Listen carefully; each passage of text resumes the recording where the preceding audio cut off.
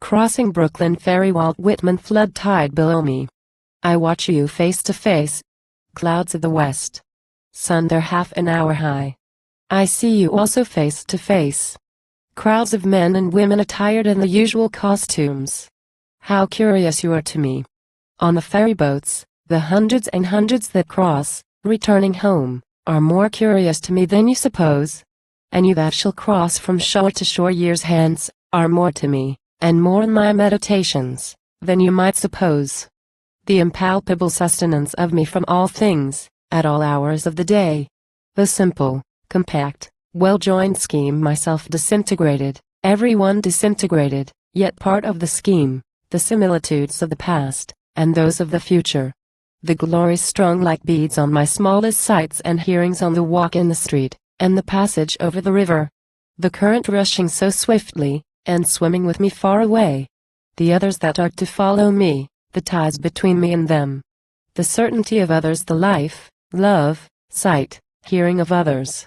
Others will enter the gates of the ferry, and cross from shore to shore. Others will watch the run of the flood tide. Others will see the shipping of Manhattan north and west, and the heights of Brooklyn to the south and east. Others will see the islands large and small. 50 years hence, others will see them as they cross, the sun half an hour high. 100 years hence, or ever so many 100 years hence, others will see them, will enjoy the sunset, the pouring in of the flood tide, the falling back to the sea of the ebb tide. It avails not, neither time or place distance avails not. I am with you, you men and women of a generation, or ever so many generations hence. I project myself also, I return, I am with you, and know how it is. Just as you feel when you look on the river and sky, so I felt. Just as any of you is one of a living crowd, I was one of a crowd. Just as you were refreshed by the gladness of the river and the bright flow, I was refreshed. Just as you stand and lean on the rail, yet hurry with the swift current, I stood, yet was hurried. Just as you look on the numberless masts of ships, and the thick-stemmed pipes of steamboats, I looked. I too many and many a time crossed the river, the sun half an hour high.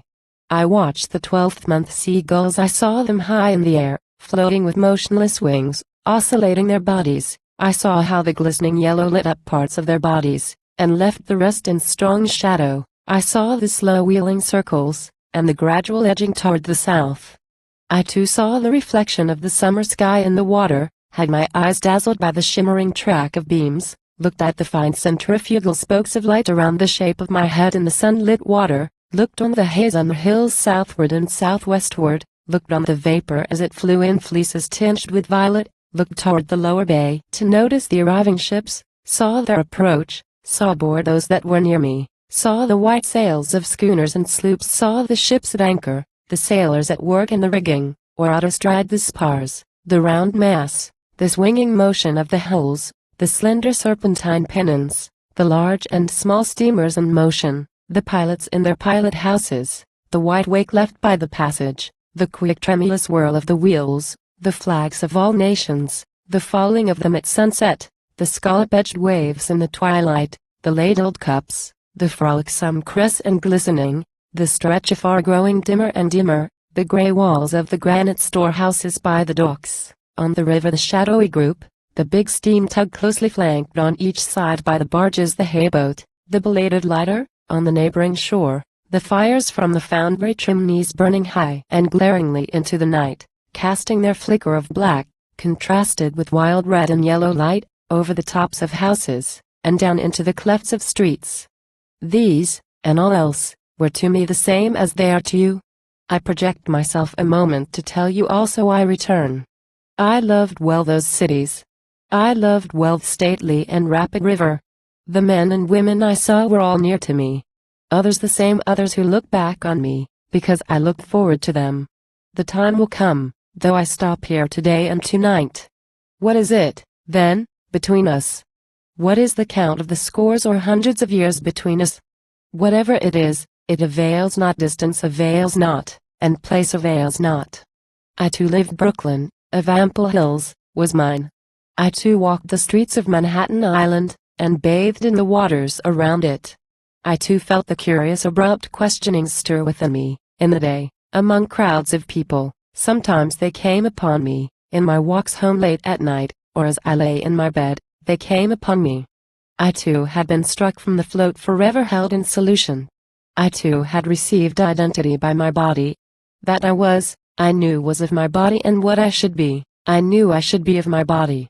It is not upon you alone the dark patches fall, the dark through patches down upon me also. The best I had done seemed to me blank and suspicious. My great thoughts, as I supposed them, were they not in reality meager? Would not people laugh at me? It is not you alone who know what it is to be evil. I am he who knew what it was to be evil. I too knitted the old knot of contrariety, blabbed, blushed, resented, lied, stole, grudged, had guile, anger, lust, hot wishes I dared not speak, was wayward, vain, greedy, shallow, sly, cowardly, malignant. The wolf, the snake, the hog, not wanting in me, the cheating look, the frivolous word, the adulterous wish, not wanting, refusals, hates, postponements, meanness, laziness, none of these wanting. But I was manhatanes, friendly and proud. I was called by my nigger's name by clear loud voices of young men as they saw me approaching or passing, felt their arms on my neck as I stood, or the negligent leaning of their flesh against me as I sat, saw many I loved in the street, or ferry boat, or public assembly, yet never told them a word, lived the same life with the rest, the same old laughing, gnawing, sleeping, played the part that still looks back on the actor or actress, the same old role, the role that is what we make it, as great as we like, or as small as we like, or both great and small. Closer yet I approach you. What thought you of me? I had as much of you I laid in my stores in advance. I considered long and seriously of you before you were born. Who was to know what should come home to me? Who knows but I am enjoying this? Who knows but I am as good as looking at you now, for all you cannot see me. It is not you alone, nor I alone. Not a few races, nor a few generations, nor a few centuries. It is that each came, or comes, or shall come, from its due emission, from the general center of all, and forming a part of all. Everything indicates the smallest does, and the largest does. A necessary film envelopes all, and envelopes the soul for a proper time. Now I am curious what sight can ever be more stately and admirable to me than my mast-hemmed Manhattan, my river and sunset, and my scalloped waves of flood tide, the seagulls oscillating their bodies, the hayboat in the twilight, and the belated lighter? Curious what gods can exceed these that clasp me by the hand, and with voices I love call me promptly and loudly by my niggest name as I approach. Curious what is more subtle than this which ties me to the woman or man that looks in my face, which fuses me into you now, and pours my meaning into you.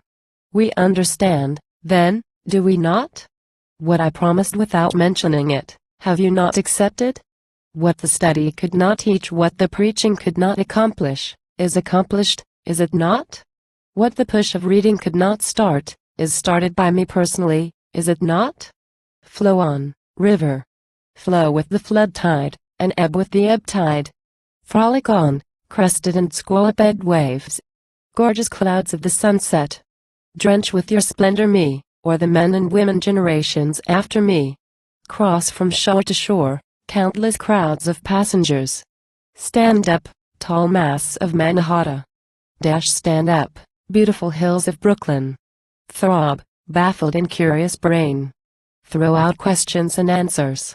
Suspend here and everywhere, eternal float of solution. Gaze, loving and thirsting eyes, in the house, or street, or public assembly. Sound out, voices of young men. Loudly and musically call me by my niggest name. Live, old life. Play the part that looks back on the actor or actress. Play the old role, the role that is great or small, according as one makes it. Consider, you who peruse me, whether I may not in unknown ways be looking upon you. Be firm, rail over the river, to support those who lean idly, yet haste with the hasting current. Fly on, sea birds. Fly sideways, or wheel in large circles high in the air. Receive the summer sky, you water. And faithfully hold it, till all downcast eyes have time to take it from you. Diverge, find spokes of light, from the shape of my head, or anyone's head, in the sunlit water. Come on, ships from the lower bay. Pass up or down, white-sailed schooners, sloops, lighters. Float away, flags of all nations. Be duly lowered at sunset. Burn high your fires, foundry chimneys. Cast black shadows at nightfall. Cast red and yellow light over the tops of the houses. Appearances, now or henceforth, indicate what you are. You necessary film, continue to envelop the soul. About my body for me, and your body for you, be hung our divinest aromas. Thrive, cities. Bring your freight, bring your shows, ample and sufficient rivers. Expand, being than which none else is perhaps more spiritual. Keep your places, objects than which none else is more lasting. We descend upon you and all things we arrest you all. We realize the soul only by you, you faithful solids and fluids. Through you color, form, location, sublimity, ideality. Through you every proof, comparison, and all the suggestions and determinations of ourselves. You have waited, you always wait, you dumb, beautiful ministers. You novices. We'll receive you with free sense at last, and are insatiate henceforward. Not you any more shall be able to foil us, or withhold yourselves from us. We use you, and do not cast you aside. We plant you permanently within us. We fathom you not, we love you. There is perfection in you also. You furnish your parts toward eternity. Great or small, you furnish your parts toward the soul.